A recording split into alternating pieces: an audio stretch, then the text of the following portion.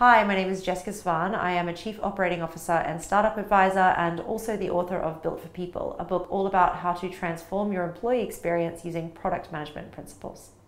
Some examples of places where you can apply product management principles in people operations. I personally think you can do it across pretty much everything you're doing.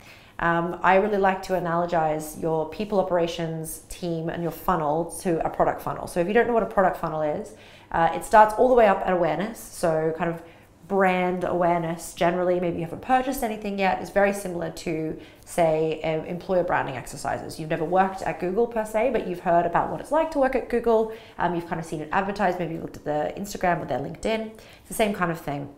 The next step down is you begin the acquisition journey. So you either go into a recruitment process or you apply for a job, you see an ad somewhere, and there's a direct call to action. Recruitment teams are already very good at applying marketing and product management principles because, of course, they are thinking about these things very similarly to the way a marketing team may. Then the next stage down, you'll be looking at something a little bit more like maybe a sales cycle. So you're starting to bring someone in through the recruitment process, and maybe even part of their probation process is similar to this. And your sales team, your product team, and your people team should really be thinking about things in a kind of fairly similar way. Then you start stepping into onboarding. Onboarding is a really rich part of a product manager's world. There's a huge amount of information about how to onboard people well onto a product. And this means teaching them about everything a product can do once they've subscribed. But it also means getting them to reach the aha moment quicker. And that is this moment where you really realize, wow, this is a great product. Aha, I get it.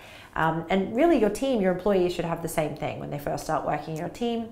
They should have a bit of an onboarding experience that's built around the idea of making them realize how great this opportunity is for them at this point in their lives. And then you've got this whole cycle about engagement and experience, which includes one of the things that I think is really interesting, which is around upskilling and upselling.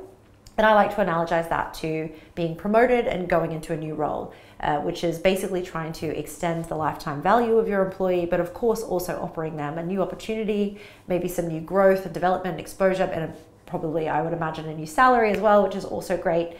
And then all the way through to churn, where somebody decides they would like to hand in their resignation.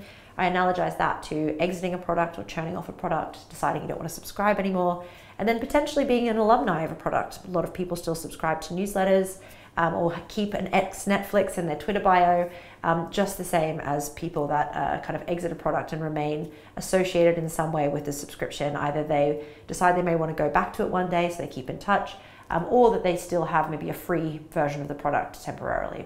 And product managers have a huge volume of things that they can teach us about all those different phases.